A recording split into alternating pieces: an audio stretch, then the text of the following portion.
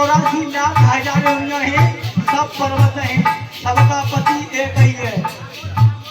पर्वत जीव सोर्स भगवंता, भगवान अकेला स्वतंत्र है और कोई स्वतंत्र, और जीव अनेक एक श्री कंथा, हजारों करोड़ों असंख्य जीव हैं। और बंधु भैया सागर तो हर बात में भिन्न कर देता है। जब ब्रह्मा जी ने सृष्टि की रचना की 84 लाख हजार योनियों में बांटा, कितनी 84 लाख हजार योनियों में बांटा, और जीव अनेक एक श्री कंथा, अनेकों जीव, हजारों जीव, लेकिन एक पति। अभी मैंने कहा था 14 भवन एक पति कोई, इसलिए समझो, इसीलिए 14 वर्ष का वनवास दिया। उसी बात को पहुंच जाइए, जीव अनेक एक श्री कंथा। उत्तरकांड में 851 पृष्ठ में गोस्वामी तुलसीदास ने लिखा, जाकर देख लेना। जब इतनी बड़ी बात कही 84 लाख हजार योनियों की, तो अब ये सागर बोला कि हमें शास्त्री किनके बताइए, 84 लाख हजार योनियां किनके बताइए। अब सीजू लाला आप ही बताइए, क्या संज्ञान में आ सकता है कि 84 लाख हजार योनियां। लेकिन सागर मन में शंका मत कर, संत ने मार्ग में लिखा, इसी बात की कमलेश की और कमलेश के मंडल की वैल्यू है कि जो कहता है उसे स्पष्ट बोलता है। संत ने मार्ग में 52 पृष्ठ पर लिखा, संत रे दास में आगे विष्णु पुराण में 14वें अध्याय में इसी बात को लिखा, अंकित किया कि 30,000 प्रकार के पेड़ पौधे, 30,000 प्रकार के कितने पेड़ पौधे, 27,000 प्रकार के लला सागर कीड़े मकोड़े, 14 लाख प्रकार के पक्षी और 9 लाख प्रकार के पानी के जीव और 4 लाख प्रकार के सागर जैसे दुघोड़ा हाथी, जिसमें पशु, देवी देवता और मनुष्य, केवल 4 लाख प्रकार के, तुमको गिना दिया 84 लाख हजार योनियां हैं। लेकिन विष्णु पुराण के 14वें अध्याय में इसका वर्णन मिलता है, वहां जाकर देखना। या संत ने मार्ग में 92 पृष्ठ पे इसका वर्णन मिलता है 84 लाख हजार योनियों का। लेकिन वही पहुंचाइए और जी कह रहा हूँ, वो का मारो कल फिर जाएगी मैं गद्दे हुए।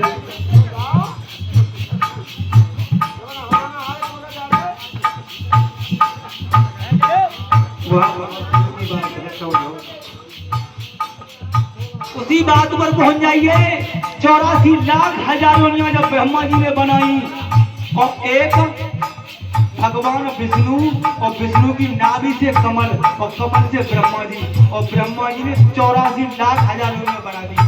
लेकिन सबको परवश कर दिया। एक ही भगवान है, और वो भी भगवान हरिदास भैया आज अनर्कल गैया की तरह बिल्लाह कर रहा है। क्यों?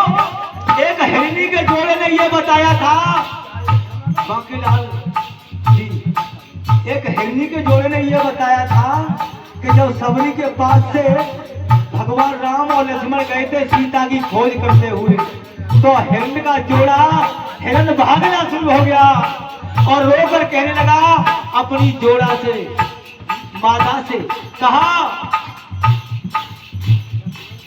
अब नहीं कोई है जाना बजैया, अब नहीं कोई है जाने बजैया, आए फिर से दोनों भैया, सजनी साहब तो समझा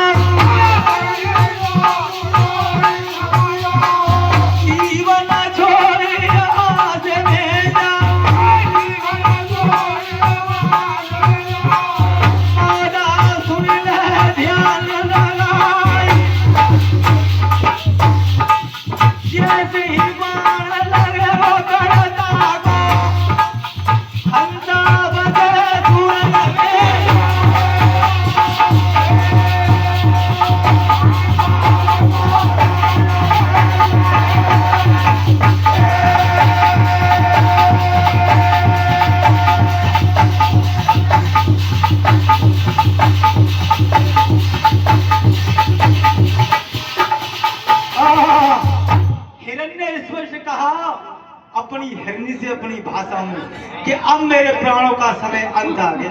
क्यों कि जे वे दोनों कुमार आए गए जो हिरण को मारते हैं। लेकिन हिरनी ने स्पष्ट भाषा में कहा कि प्राणेश्वर तुम घबरा मत, ये ऐसा वैसा हिरण ना मार, ऐसा मार ये सोने का हिरण मारते ही तुम्हें नहीं मारेंगे। जब भगवान राम ने ये सुना कि ये मादा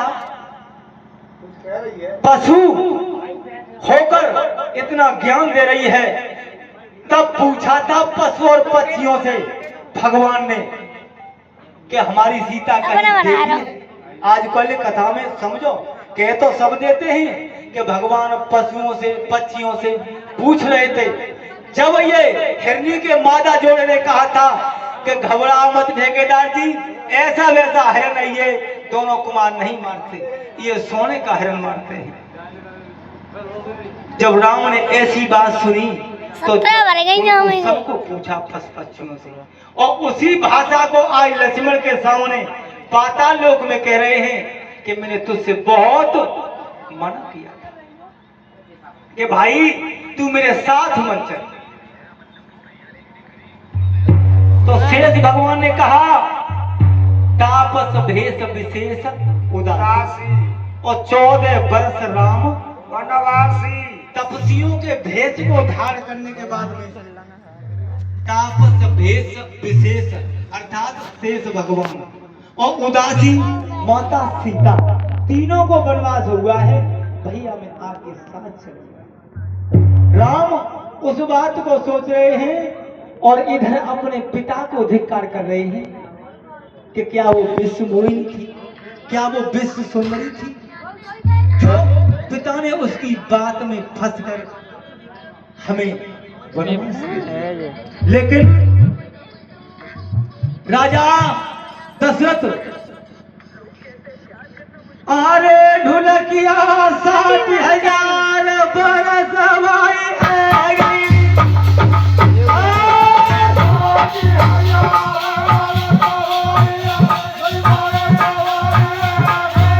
ये बात राम को पता थी।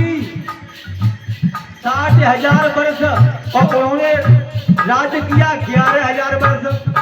भगवान राम ने 11,000 वर्ष राज्य किया और राजा दशरथ की आयु 60,000 वर्ष हो गई, तब तक कोई संतान नहीं हुई। सागर तब तक कोई संतान नहीं हुई। प्रमाण में यह आया कि तब तक 757 महारानियां उस राजा के यहाँ भवन में मौजूद थी और पिनस केकई और कौशल्या 759। तब तक कोई संतान नहीं है। तो राजा दिमाग हो गया, पागल हो गया और कश्मीर में महाराज अश्वपति के यहाँ पहुंचा। जो सतकन्या पर खड़ी है, जैसे तू निगाह घुमा था उस दिन, कहाँ नगला कौन सा मनिया, नगला मनिया तू निगाह घुमा रहा था। सतखंडा पर महारानी केकई खड़ी है, एक सुंदरी, और जो राजा ने सुंदरी को देखा 60,000 वर्ष की आयु है। आप न आवे ताय पे ताय तहाँ जाको के साइया मार सके ना कोई और बाल वाको कर सके सब जब गरी हो। समझ में ना आवे तो बताई दियो, समझे ना। चेहरा सुकर चमक यकीन यारी पिटिया है वो तिनको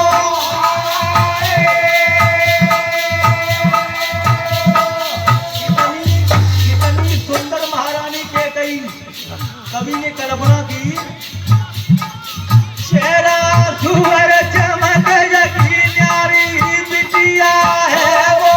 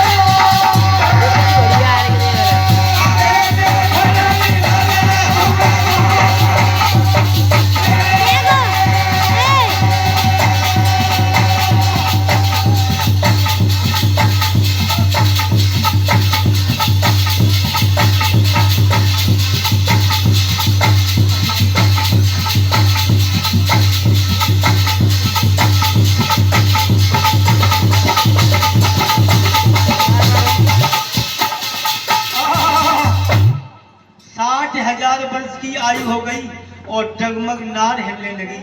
राजा विचार करने लगा कि 7 से 59 महारानियां भवन में मौजूद हैं और ऐसो राजपाट बाहर में चलो दे, जबकि मेरे यहाँ कोई संतान नहीं है। ए लड़के इधर लाइए यूट्यूब को, और हमारे कमलेश शास्त्री यूट्यूब चैनल को सब्सक्राइब करें, शेयर करें, लाइक करें। छंद सोले रामायण के लिए एवं किसी भी फंक्शन में, उत्सव के लिए, पार्टी सम्मेलन में भाग लेने के लिए संपर्क करें। जब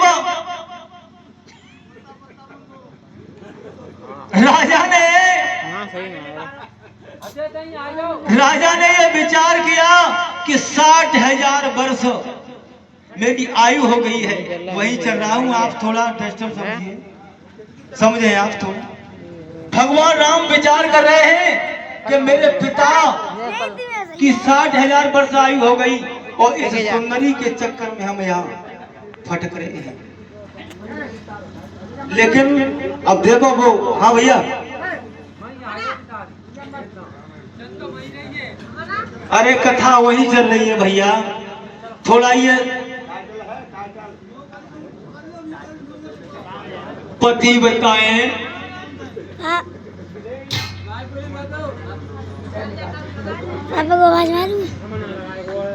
60,000 वर्ष की आयु में राजा कश्मीर के अश्वपति से दशरथ ने ये कहा कि महाराज अपनी पुत्री का विवाह, वही कथा चल रही है, समझे पहले आप, अपनी पुत्री का विवाह मेरे साथ आप कर दो।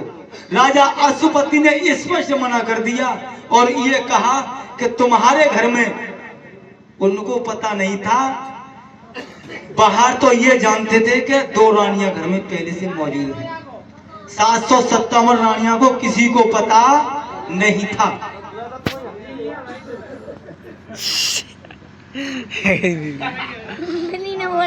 किसी को पता नहीं था। अश्वपति ने यह कहा कि राजन, मैं आपका विवाह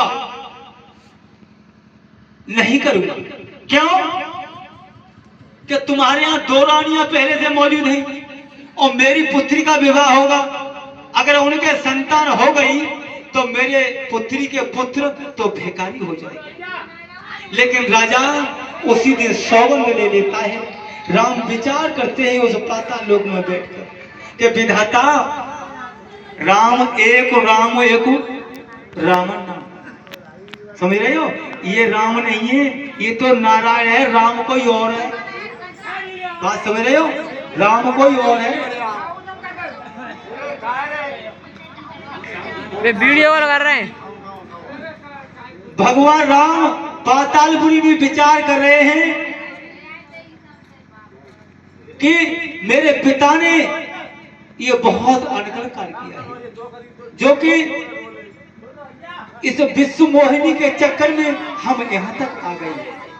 लेकिन बंटू भैया, समय का भी खेल होता है।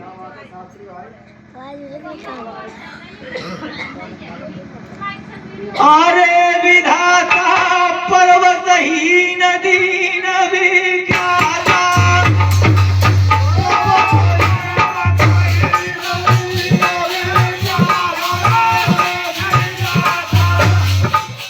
कबहू राजा और छत्री युद्ध में से मैंने भारत देखे।